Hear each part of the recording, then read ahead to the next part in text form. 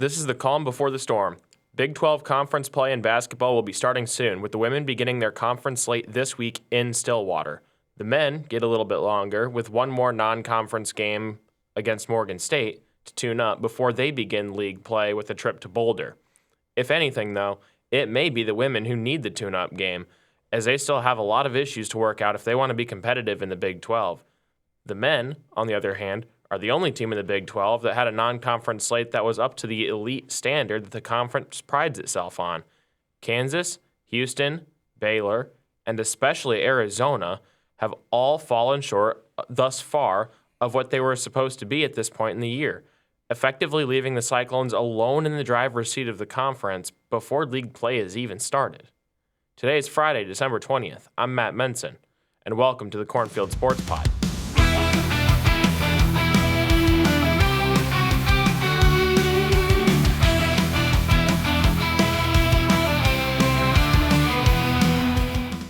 With me today, as always, Blake Peterson over there on the second mic. And with us today, we also have special guest, Cody Van Slalom from Believe in Iowa State. Yep. Very grateful to be here today. finally got us all three together. I opened the monologue up with basketball. I think that's as good a place to any as start here. Absolutely. Win versus University of Nebraska Omaha. That was our last game. 83-51. Started the game off a little slow, and then after that, we just took off. I mean, feels appropriate since our usual CBS showings have been well in our favor. I mean, usual CBS showings. It happens maybe once a year. Well, Kansas, Cyhawk. This is our third one of the year, and it's been in our favor. Okay, but it's only the first one for basketball this season. Oh yeah. So, I don't know. You can't call that usual. It doesn't happen often enough for it to be usual. It's like going into a Wendy's twice a year and telling the cashier you want the usual. No. That's not how that works. That's not usual. You mentioned the CBS. I mean, we're going to get our opportunity coming up in the next couple of weeks. The game against Baylor, which will be on January 4th, that will be on CBS, and I believe that's a 1 p.m. tip-off. So maybe the trend will continue. We'll have to see, though, because we don't have a big enough sample size on CBS just yet for Iowa State. Yeah, we actually have a one more on CBS, and I think another one that we have on CBS Sports Network coming up here real soon. But let's get back to the game itself against UNO here. Keyshawn, as expected, led the game in scoring for the Cyclones. He had 16, but we had good scoring distribution. Mm-hmm. 5 players all in double digits. Can't complain about that. But we need to have that kind of scoring distribution more. For sure. I'm going to take a look here at the box score. Obviously, Keyshawn Gilbert led the Cyclones with 16 points, but you had Joshua Jefferson and Milan Momcilovic both with 13 points. Tame Lipsy contributed 11 points. And off the bench, you had Nate Heisey with 10 points. Yeah, he finally had a little bit of a breakout game. It wasn't a super crazy breakout game, but it was there. But it was definitely something to work with. But I like having our team have multiple guys that can score well on any given night. Because what that means is that we don't have to go into every single game hoping and praying that, Keyshawn won't have a bad day. We're not totally riding on one player to carry our team, the way some teams do. You think, Kansas depends very highly on Hunter Dickinson. Duke right now, depending very heavily on Cooper Flagg. Auburn, depending pretty heavily on Janai Broome and Chad Baker-Mazara. Yeah, that's what I like about the Cyclones. It's just we pride ourselves on just having that. We can win in multiple ways. Yes, exactly. If I could find that word, oh my gosh. We can win in multiple ways. We're versatile. So when we're presented with a challenge that limits Keyshawn's ability to score or limits Milan's ability to score, or limits Deshaun's ability to score, we have other places to go that are going to be just as effective. And that's going to be a key piece to finding ways to win in tough situations, especially on the road, because those loud road environments, your players are going to get rattled every now and then. Like, it's going to happen. But if only one or two of your players are getting rattled and you still got a few others that are perfectly good to go, where it's not getting to them, then you don't have to worry about it anywhere near as much. So that's being able to win in multiple ways, being a versatile team, and having guys that, really are kind of Swiss Army knives on the team, like Joshua Jefferson is. He can board, he can score, heck, he can even assist the ball. Not a particularly common trait for a power forward either. Yeah, that's what TJ Altenberger just prides this team on. Yeah, but I mean, like that's the kind of guys that TJ wants on his team because he wants team ball. He's not out here for the 5-star, biggest recruits, the ones that want to go one and done type of things. Like, I mean, that's what Duke is getting with Cooper Flagg. Like, he's not going to be there for his entire eligibility. He's going to be going to the NBA before that. Yeah, and then mentioned Joshua Jefferson. Yeah, he earned his second Big 12 Newcomer of the Week. I believe this is a back-to-back for him. So, yeah, he's proven to be that Swiss Army knife that you alluded to earlier. Oh, yeah, he's really stepping into his own. Because he wasn't quite as pronounced early on in the season. But, yeah, his passing is getting better. His rebounding is getting better. He was always, for the most part, scoring at this clip. Not entirely, but for the most part. But the intangibles that he brings to the court, everybody else plays better when he's on the floor. The entire team as a whole just plays better. Now, the one thing that I wish I could see a little bit more from Joshua Jefferson, I do want to see some improved ball handling. I do notice that when he dribbles the ball, he does have a very high dribble. And it's not a quick dribble. It's a pretty slow dribble. And he doesn't change hands very often.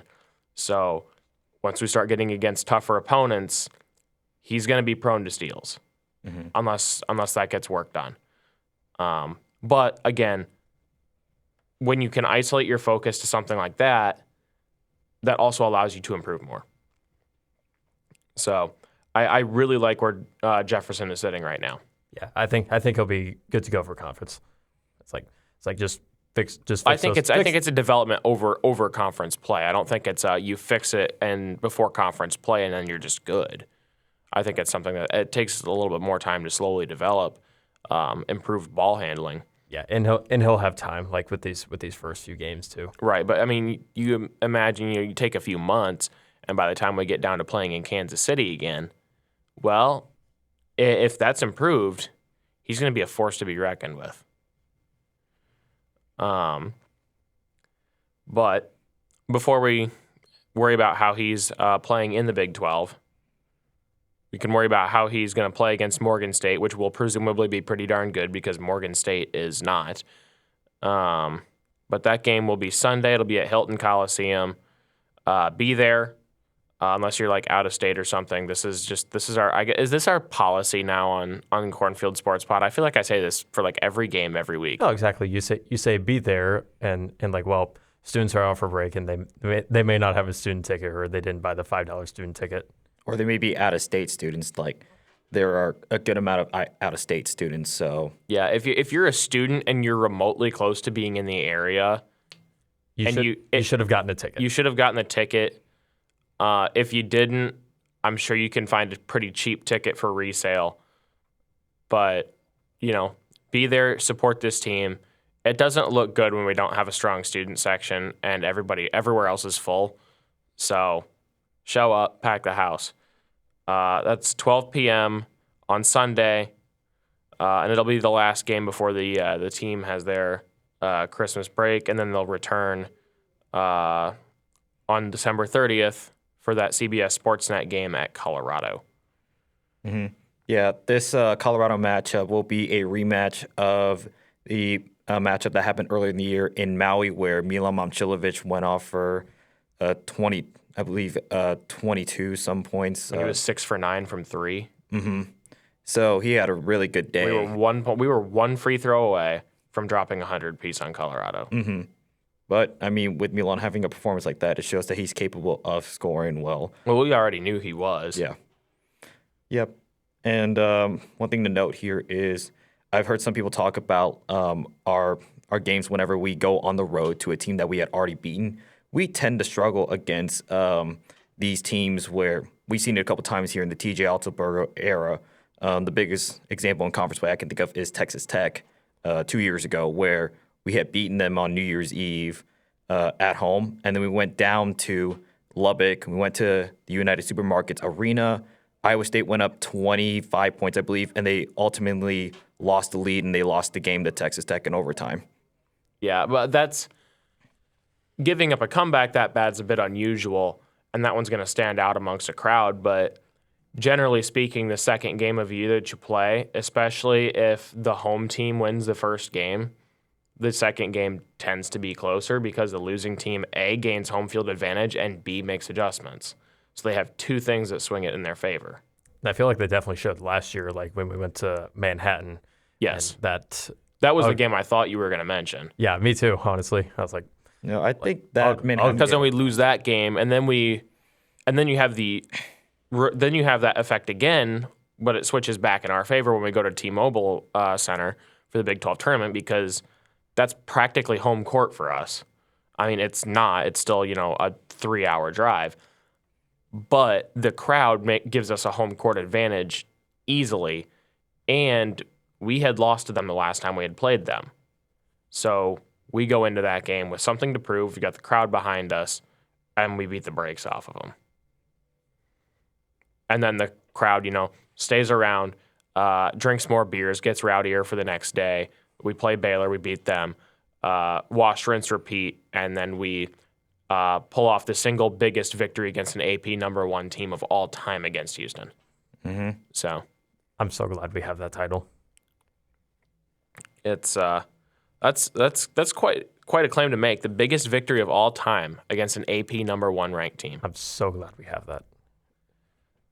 I mean, ain't nobody else going to be able to claim that one for a long time. You don't beat them by as much as we did without, a little Hilton magic. Speaking of needing a little Hilton magic, oh boy. The women. The women need a little Hilton magic. I could say that. So at least the Eastern Illinois game went all right, but my goodness, that UConn game, what a disaster. Oh my gosh. Well, let's get Eastern Illinois first. Obviously, business as usual. This is another buy-a-win game. So I feel like similar to how the men started with the game against UNO, I feel like they also had a slow start with this one, but obviously picked up by the end of the first. And then if you look ahead to the fourth, we only allowed 8 points, and then we finished off with 27 that quarter. Yeah. But again, it's against Eastern Illinois. Who? It doesn't prove anything. Who? Exactly. Who? You're proving my point here. That game beating them doesn't prove anything for us. I'm assuming that's a quad 4 team. Yeah. So is it really worth all that much? No. Definitely not. Definitely not. But I will say, great way for the Twister sisters to bounce back after Cyhawk. Yeah, they did need a win. But yeah, rough week here because 6 days after Cyhawk, we get this game, which is technically considered a neutral site game, even though it's about an hour away from UConn's campus. And they obliterated us. I know. Yeah. I just can't help but think the last time we faced the number 4 team in the country, we beat them by 3, and that was number 4 Baylor last year. So we were more than capable of doing better in this game, but just they need to issue an Amber Alert for our defense because it was nowhere to be found. Exactly. It was missing. Exactly. You see how many 3-pointers UConn put up. Yeah, it was way too many. Way too many. 23 pointers over the course of the game. UConn, like, they literally just turned into the prime Golden State Warriors team that played at the Oracle Arena. And then you can throw in, like, Ray Allen there as well. And maybe, like, another sharpshooter. I can't think of another name right now. But all I saw from UConn when they were shooting those threes, they look like prime Steph Curry and prime Klay Thompson out in the court. Yeah, it was not fun to watch, and I think I was maybe able to get through about 8 minutes of the game before I was like, this is just too painful. I can't put myself through this. Because we could not get a stop to save our lives. I know. We chose to hate watch Kansas State. Yeah. And that went well. That went very well. Yeah, shout out to the Drake Bulldogs, 10-0 on the year. Ben McCollum's got the boys in great shape down in Des Moines, and then, I mean, you get a chance to see them if you're in the Des Moines area on Saturday against Green Bay, and I know some fans are going to really love to hate watch Green Bay after what happened this week. Hey, and now that Drake also drew a technical against Jerome Tang as well, which means we are not going to be the only team from the Great Corn State to draw a technical against Jerome Tang this year, because you know darn well we're going to do it at least once, maybe more. I remember yelling at Cody. It's like, hey, Jerome Tang got a technical foul. He's like, yeah. I think I want to see Jerome Tang try mopping the floors again at the Big 12 tournament and have the ref actually tee him up this time for that, because they're not supposed to do that. Yeah. So, and that was kind of misogynistic at the time. What? That was kind of misogynistic at the time, because he took away the mop from the chick who was mopping at the time. Okay, I don't see how that's misogyny. That's just she's a chick. I don't see why that's relevant. That's just being being a terrible role model. That's just Jerome Tang being an awful person. I don't think it was because she's a woman. I think that's just because Jerome Tang was, doing whatever the heck he was thinking. I don't know what he was thinking. I'm not really sure that was justifiable either way. No, it really wasn't. I mean, y'all saw the look in the picture of Trey King's face looking at him when he was doing that. It's just like, that was a 10 out of 10 picture. By that should have won a Pulitzer. But anyway, back to this game against UConn here. Oh boy. UConn had 3 different players who all had not double-digit points, double-digit field goals. So that ended up being Ashlyn Shade had 27 points, Sarah Strong had 29, and of course, the name everybody knows, Paige Beckers, put up 27 points. And you combine those 3 together, and you get more than Iowa State scored all night. Oh, yeah, and UConn has more players. They have other players that played. It wasn't just those 3. They have other people that scored. And UConn did drop over 100 points on us in total. So, meanwhile, Iowa State's only offensive shining light here was Sydney Harris.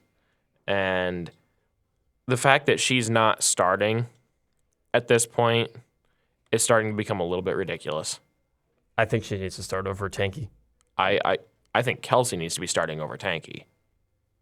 I think Sydney probably needs to be starting over Ariana. I agree with that. And it's nothing against Ariana. Ariana puts in a lot of effort. Mm-hmm. I just think that because she's undersized, it hurts her quite a bit. Mm-hmm. Because she is really putting in the effort to compete. Like, you can't hold that against her. And watching her play, she's putting in more effort than most of the players on this team. But she has a short wingspan. She struggles to win those size matchups if she gets close to the hoop. Her offensive game is basically dependent on her getting open outside the arc, because there's not a whole lot else that she can do, because she's always the victim of a mismatch. And it's a similar situation with her defense. She hustles on defense. I got to give her credit for that. but she's got a short wingspan, and it does make her easier to go around. And this is very bad for Kelsey. Right, because Kelsey's putting in that same effort, but Kelsey's got a much bigger wingspan. She can cover a lot more ground a lot quicker. And Kelsey's also just fast. Kelsey is really fast. So, in my opinion, Kelsey has the best lockdown defense on the team. And when I watch her, it's like I could see what you mean by that. Mm-hmm. But when you look at our starting lineup here, and you gotta make, if you're looking to make an adjustment here, I don't think Ailey Tanky should be starting right now. I have yet to see as much as I would like to see from her on the defensive end of the floor to really think that she should be starting. Obviously, you got to have Audie starting down low. That's not going to change. You got to have Emily starting at the point. You got to have Addie starting because she's a do-it-all player. But from that point, who do you start from there? And right now, Bill is going with Ailey and AJ. And if I'm making that choice, I'm going with Kelsey and Sydney. Because I think that they're just putting more in. And they're in the case of, I'm not going to say they're putting more effort in than AJ. AJ's putting in a ton of effort. In the case of Ailey, I think they are putting in more effort. But they also have more to show for that effort as well. Sydney is one of our best scorers. How she's not in the starting five is mind-blowing to me. But maybe that'll change in our next game here at Oklahoma State. And honestly, I can kind of see where we would struggle with this game. Okie State is 10-1, but they've played nobody against a lot of nobodies. And who's their loss? I believe their one loss. I would have to look, but it was during their non-con tournament. Mm-hmm. Okay, but who was it to? That matters. Let's see here. Let me take a look here. I think I mentioned it. It was against the Richmond Spiders. What? Yeah. Who? The same school that knocked off number 2 seeded Iowa. That was men's though. Yeah, but this is the women's team. I've never actually heard the women's Richmond Spiders team mentioned before now. I'm looking here. They are third in the A10. They are 9-2 overall. But the A10 is nothing special on the women's side of the ball. The A10's big thing is men's basketball. Yeah, that's the A10's pride and joy. Mm-hmm. And even then, that's still not only true for like half the schools, and half of the schools is Dayton. So what you're saying is Iowa State should have no problem in this game on Saturday. What I'm saying is I have absolutely no idea what to expect because Oklahoma State is a completely unproven commodity. Yeah, they've got a bunch of wins, so they don't really have much that's damaging on their record, so you can't really drag them for much. But their wins aren't exactly boosting them much either. Exactly. They're completely unproven. You have no idea what you're getting with them. I would guess their best win would be a 70-56 victory over Arkansas, and this was in the Daytona Beach Classic. So this was in the same tournament. They had beaten Arkansas. Yeah, and Arkansas is real well known for their women's basketball program. Yeah.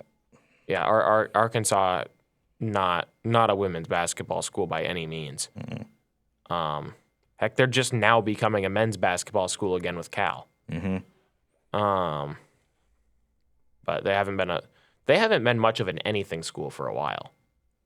Yeah. Because their football hasn't been good for 15 years. So I did see with the Des Moines Register recently, Tommy Birch did write this report that the team does feel prepared, like even after these hard losses, like from UConn, South Carolina. So he mentioned that Bill mostly wanted a stronger non-con schedule for this year. He said, quotes, "I think the simple answer is if you play a bunch of bad teams, do you really know what you're good at?" Well, I think we learned what we're good at, and it's certainly not competing with top teams. What we learned about ourselves is that we do not play to the level of competition that we are against. What have we learned? We have learned that we are not as consistent as we should be at the free throw line, that this team of shooters that has been recruited is pretty hit or miss, that our only offensive move is going inside out once we get past the halfway point of the second quarter. And once the other team figures that out, then we tend to struggle because they just jump passes that are going to Audi. What have we learned? We have learned that our team is not very good at coming to the ball on passes, and that results in a lot of turnovers. There's a lot of stuff that needs to get fixed. I know. We saw like our competition against like top ranked opponents, and just where did that go this year? It's like where did all the effort go? Well, we started the year ranked, what was it, 8th? Yes. Well, we've certainly proven that we didn't belong up there. Mm-mm. That's for sure. But in my opinion, it is an effort problem. Because this team does have talent. We've seen it. We've seen flashes of it. We know it's there. But it's not getting used.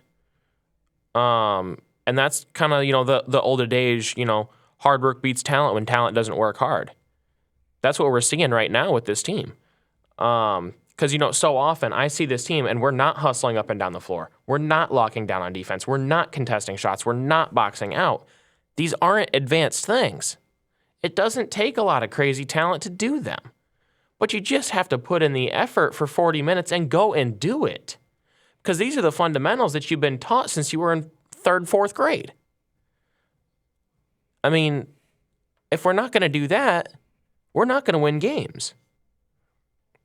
And when it comes to the effort on the team, there are some exceptions.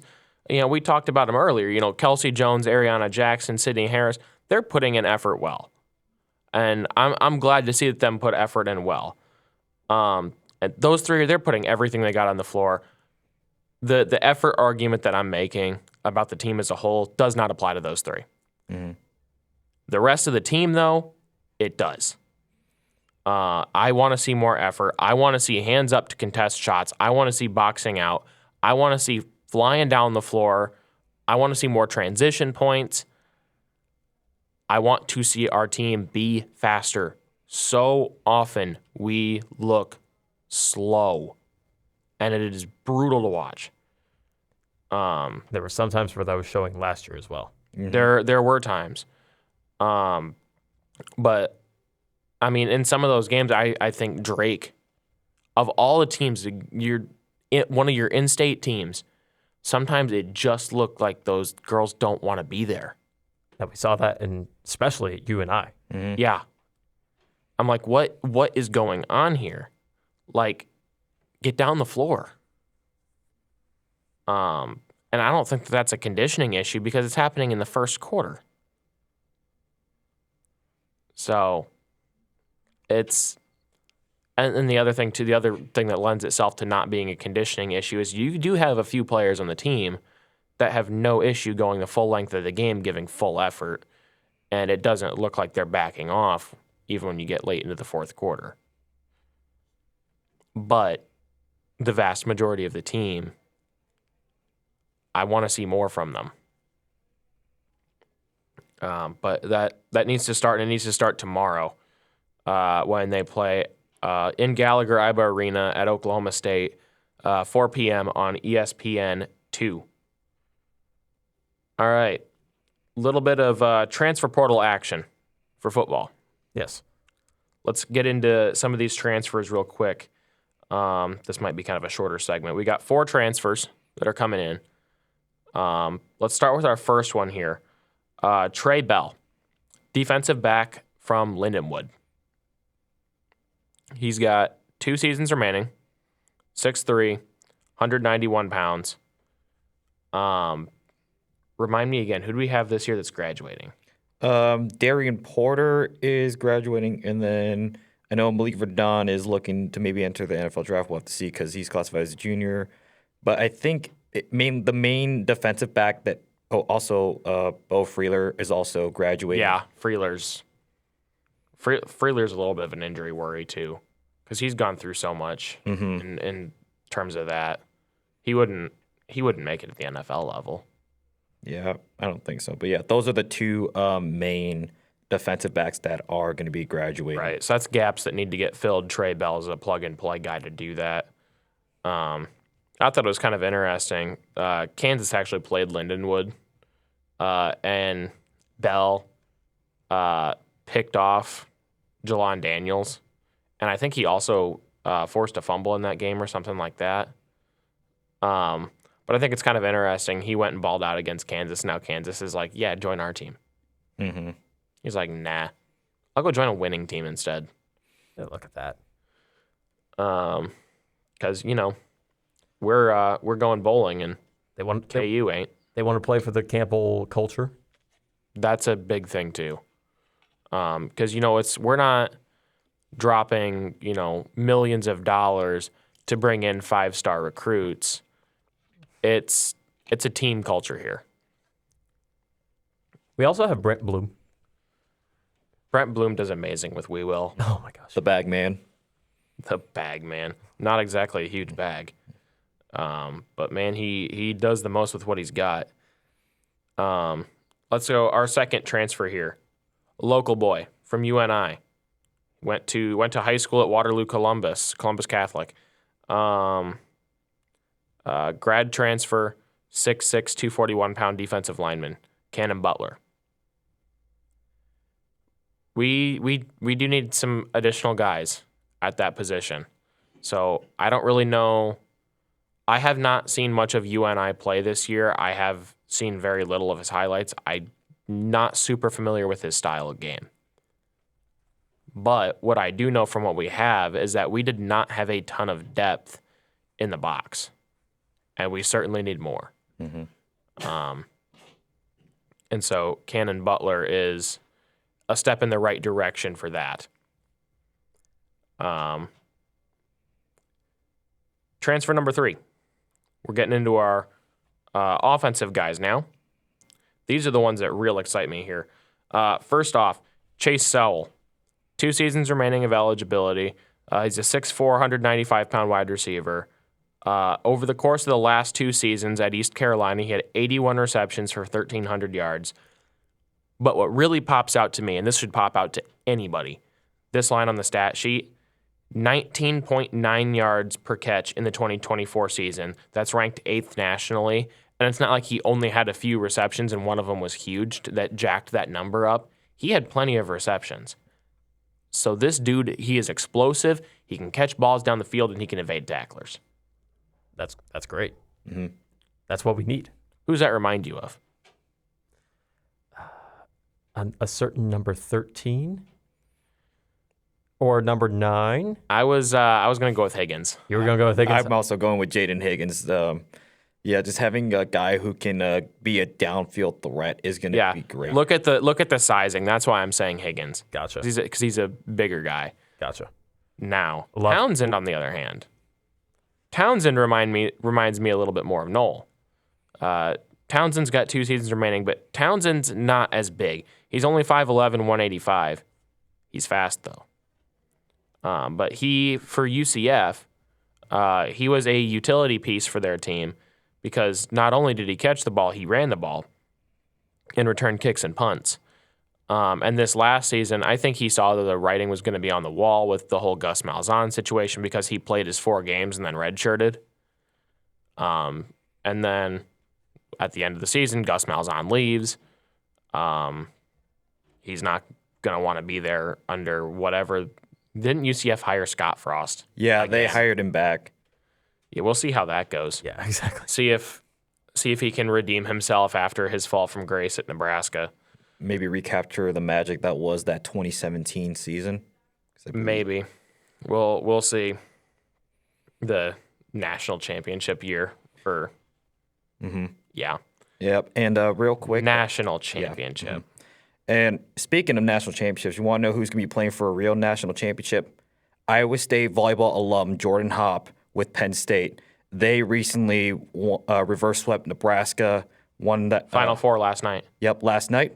So Jordan Hopp and the Penn State Nittany Lions will be taking on the Louisville Cardinals Sunday at 3 p.m. Eastern on ABC. This will be at the KFC Yum Center, which is a home game for Louisville, unfortunately. Mm-hmm. But yeah, Jordan Hop will be getting a chance to capture a national championship and capture Penn State's 8th national championship and their first since 2017.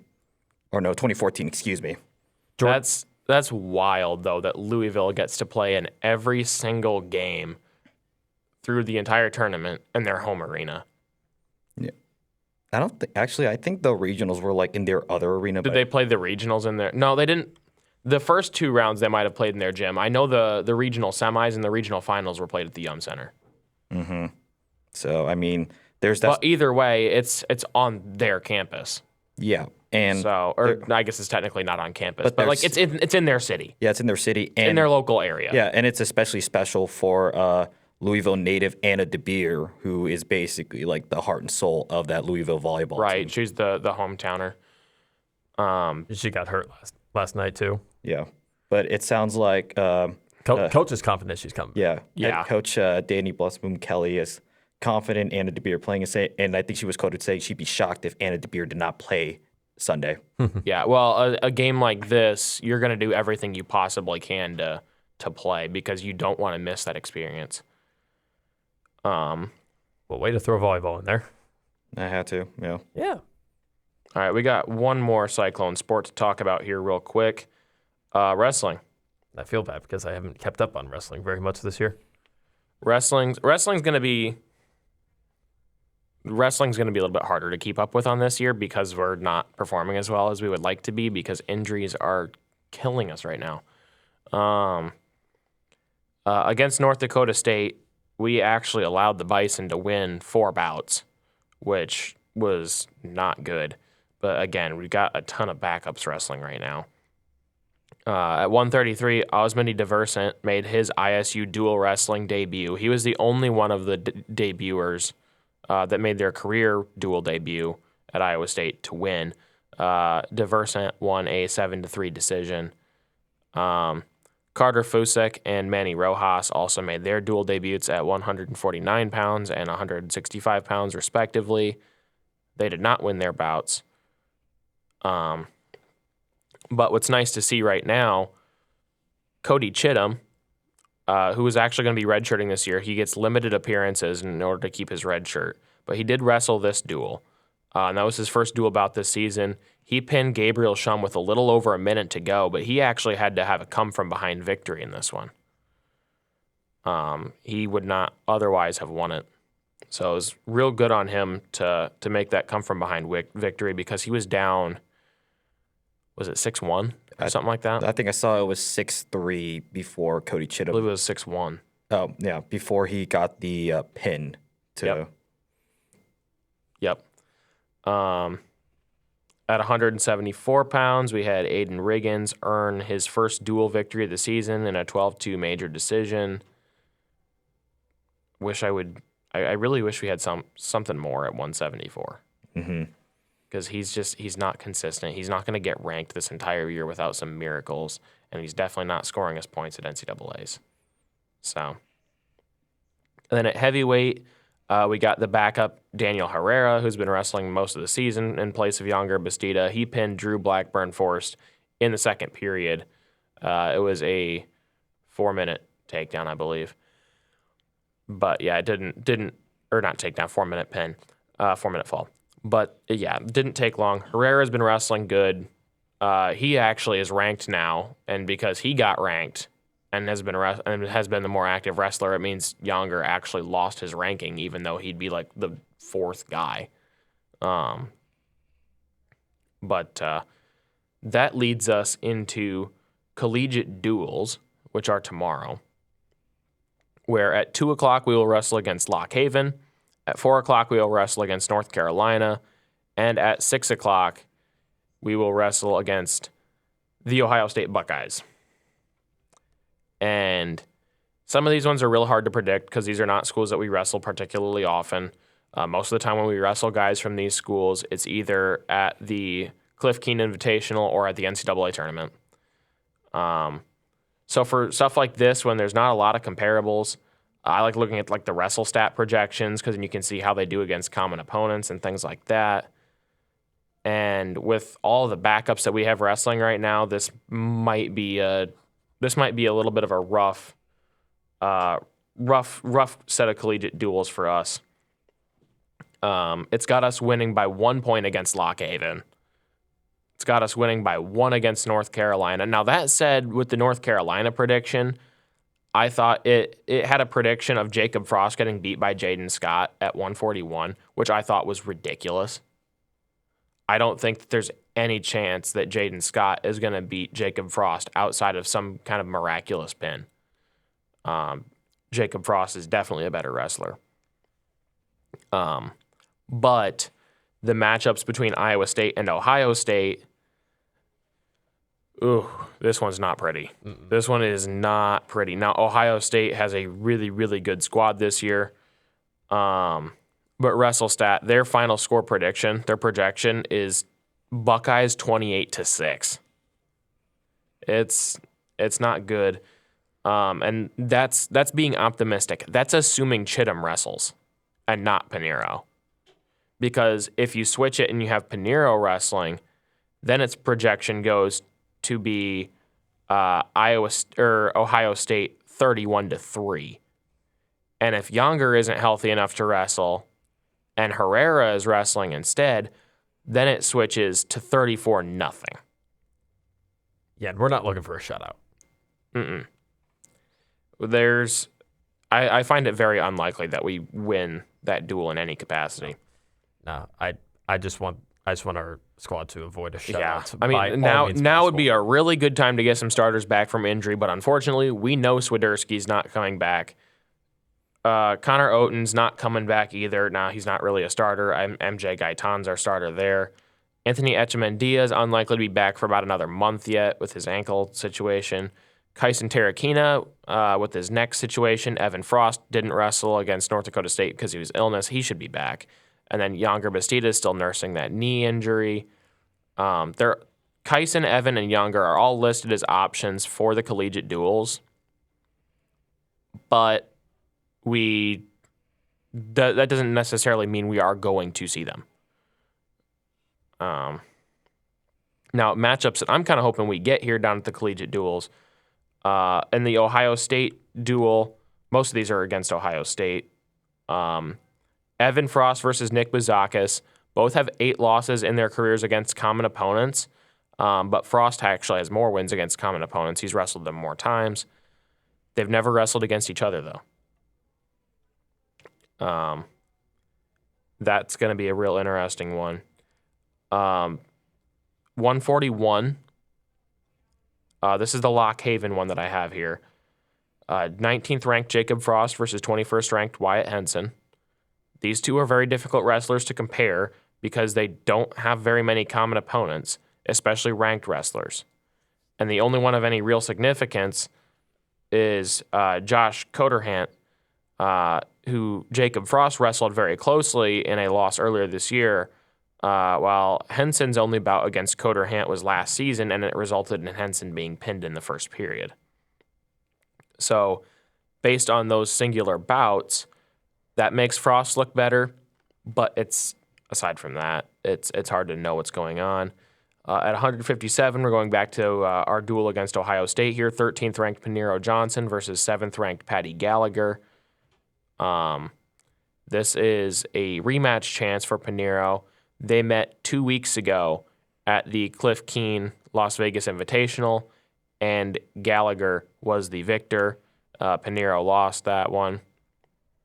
So it'd be nice to see Pinheiro get that one back. At 165, another one from Ohio State, MJ Gaitan versus 11th ranked Sammy Sasso. And Sammy Sasso might be underranked at 11. Sammy Sasso is dangerous. He's a chaotic wrestler. So is MJ Gaitan, though. But because of weight class changes, there are no common opponents between Gaitan and Sasso. They have not competed against each other, and we really don't know what to expect for this one. The rankings are similar. Again, Sasso has performed really well. I personally think Sasso is underrated, so I think Sasso is going to end up winning that one. But it's Gaitan. He will find a way to pin guys he shouldn't over the course of the year. He'll find ways to lose to guys he shouldn't over the course of the year, too. But That's what happens when you have a chaotic pin mentality wrestling style. And then the last one that I want to see here, at heavyweight, I want to see Yonger Bastida wrestle 8th-ranked Nick Feldman. Yonger has beaten Feldman before. It was over a year ago. I believe that was at the Cliff Keen Invitational as well. But what's most interesting here is when you compare common opponents. If you look at Lucas Davison and Wyatt Hendrickson, Feldman has not beaten Hendrickson, but Yonger Bastida has. He did at Big 12s last year. On the other hand, Yonger is 1-1 against Davison, but Feldman is 2-0 against Davison. So they both have, some slight flaws. Yonger having coming off the injury and not being competing as much. Maybe he's not quite at 100%. That's things that need to be considered. But that'll be Saturday. Those duels will be 2, 4, and 6. They'll be streaming on Rockfin, and thankfully it's on Rockfin and not Flow Wrestling, because Rockfin, unlike Flow Wrestling, isn't awful. Because, Flow Wrestling, they make you do an annual subscription. Rockfin, you can actually do monthly, so, you can do it. The collegiate duels might require an additional pay-per-view because it's a premium event. But then, you get your month of it, you watch the duels, and you cancel it. Do you know how much it is? Do you see how much it was? I don't. I used to be a Rockfin subscriber, and it was like $10 a month, but it's probably gone up since then. Okay. That Flow Wrestling deal. Wow. Flow Wrestling's awful. That's terrible. Ouch. But before the Cyclones are back in action tomorrow, here's what you can do. You can follow the Cornfield Sports Pod on Twitter at @CSportsPod. Blake, where can they find you at? You can find me, as always, at BlakeAttack1846. Cody, where can they find you? You can find me at fake Matt Campbell. That's fake, and then Matt with 1T Campbell, or just search a Matt Campbell impersonator. And you can also find my podcast, Believe in Iowa State. That's BLEAV in Iowa State on Twitter, Instagram, YouTube, TikTok, and Facebook. Spotify? Yes, we're on Spotify. We're also on all streaming services. It's literally 2 coaches on one podcast. So, yep. And then, of course, you can find me at SFMattISU. Tap the follow button on Spotify, plus button on Apple. We're available on Amazon, CastBox, Good Pods. Don't forget to subscribe to us on YouTube and Rumble. Turn on notifications. This has been Blake Peterson. This has been Cody Van Ciello. I'm Matt Menson, and this has been the Cornfield Sports Pod.